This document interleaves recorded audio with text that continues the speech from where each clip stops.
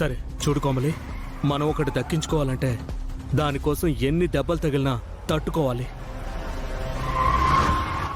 అలా అని ఆ దీపక్ ఏం చేసినా చూస్తూ ఊరుకోమని నేను చెప్పను. వాడింకోసారి నీ జోలికి రాకుండా చూసుకునే బాధ్యత నాది. సరేనా? ఎలా చూసుకుంటావు అశోక్? నేనేమో వాడి కంట్రోల్లో ఉన్నాను, నువ్వేమో ఎక్కడో దూరంగా ఉన్నావు. డిఎన్ఏ టెస్ట్ చేశాక భయపడుతూ నాకు ఫోన్ చేశావు, గుర్తుందా కోమలి? అవును, అదెందుకు గుర్తొచ్చింది ఇప్పుడు?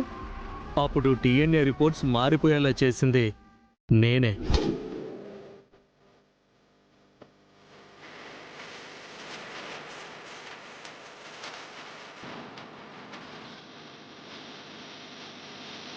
మరి వాళ్ళేంటి జీవన్ చేశాడని చెప్పారు?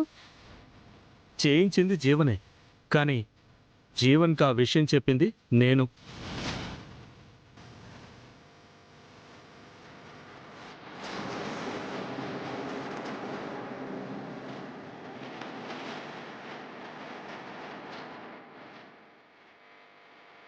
డిఎన్ఏ విషయమైనా ఇంకో విషయమైనా నీకు ప్రాబ్లం వచ్చిందంటే అది నన్ను దాటుకొని వెళ్ళాలనే విషయం నువ్వు మర్చిపోకు.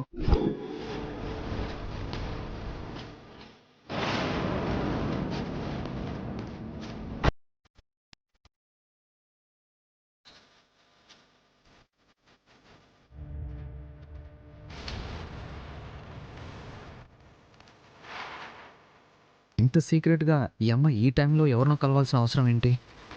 నీకు ప్రాబ్లం వచ్చిందంటే 10 నిమిషాల్లో నీ ముందుంటాను, నిన్ను నేను కాపాడుకుంటాను. నా మీద చూపించే కేరింగ్కి పడిపోయాను అశోక్.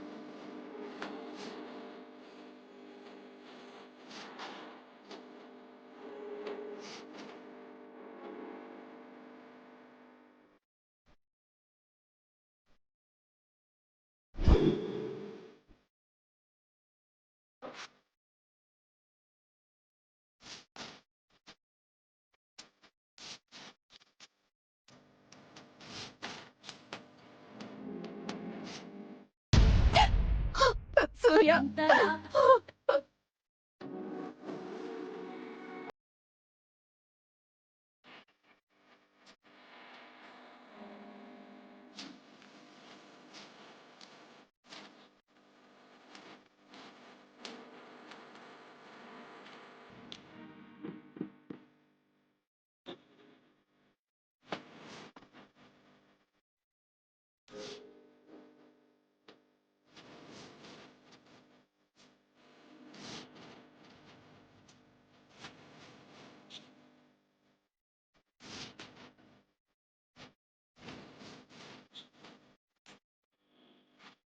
ఆయ్ భలే భలే, అమ్మమ్మ కింద పడకుండా భలే పట్టుకునే తాతయ్య.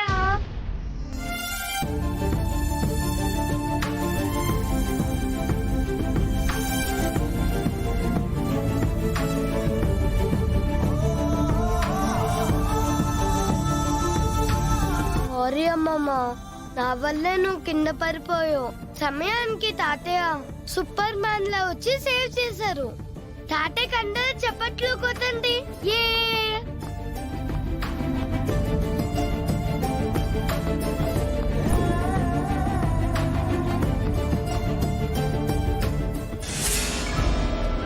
విరూపాక్షి సూర్యప్రతాప్ని ఎలా విడదీయాలని మనం ఆలోచిస్తుంటే వీడేంట్రా ఇలా కలిపేస్తున్నాడు? ఏంట్రూపా, మీ అమ్మకి కొత్త ఆశలు రేపుతున్నావు? మీ అమ్మని నా తమ్ముడితో కలిపే ప్రయత్నం ఆపు.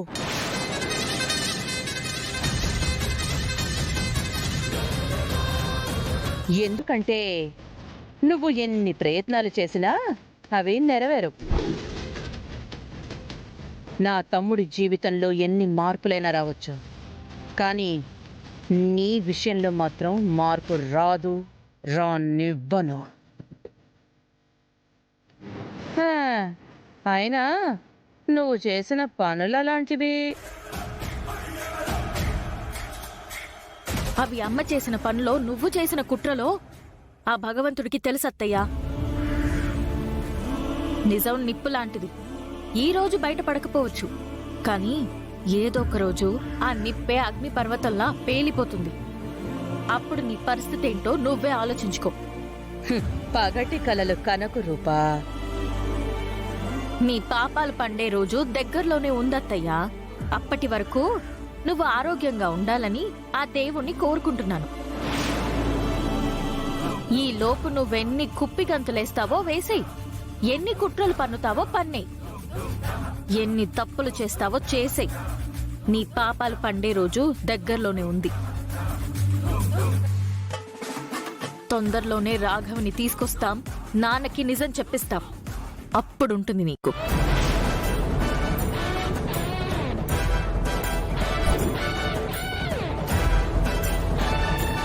పదమ్మా.